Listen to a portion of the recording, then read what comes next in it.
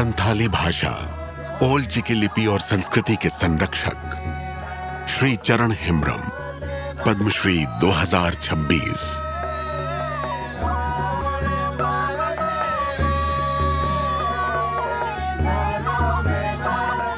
चरण हेम्ब्रम एक ऐसे कर्मयोगी जिन्होंने अपना पूरा जीवन संथाली भाषा, ओल चिकी लिपि और आदिवासी संस्कृति को पहचान और भविष्य देने के लिए समर्पित कर दिया। बचपन में ही भाग्य ने पिता का साया छीन लिया।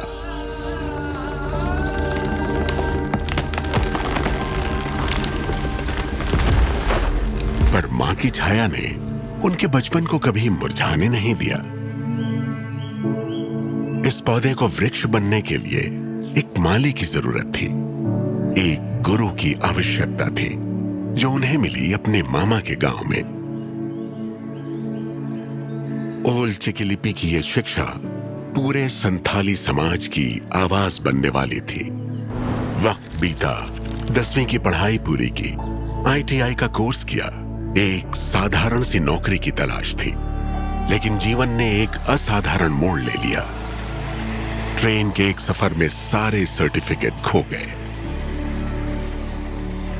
हताश, निराश, एक बार फिर पहुंचे गुरु के पास।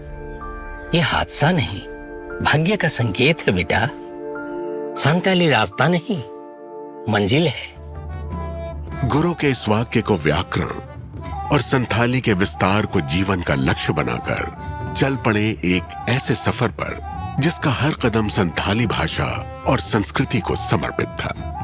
टीचर ट्रेनिंग ली और शुरू हुआ संथाली पढ़ाने का सफर।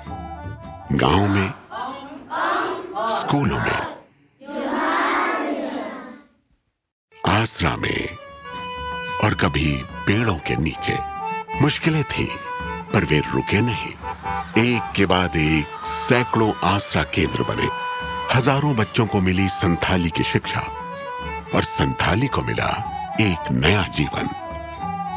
अपने इन्हीं प्रयत्नों के बल पर वे संथाली सचिव के रूप में नियुक्त हुए, जहां उन्होंने संस्थानों को जोड़ा और आसराओं को मान्यता भी दिलाई। शब्द किताबों में उतरे, संथाली पाठ्यक्रम भी बनी और रोजगार के लिए योग्यता भी। इनकी अथक कोशिशों ने संथाली को अपनी सरगम दी। इनके बनाए गीत और नाटक पूरे समुदाय के लिए जीवन संहिता का रूप बन गए। जब हम अपनी भाषा को जीवित रखते हैं, तो भाषा हमारे अस्तित्व को जीवित रखती है।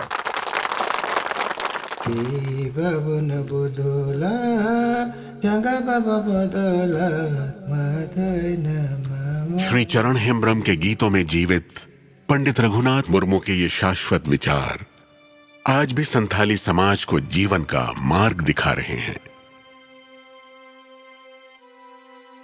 श्री चरण हेम्ब्रम, पद्मश्री 2026। कोटि कोटि नमस्कार।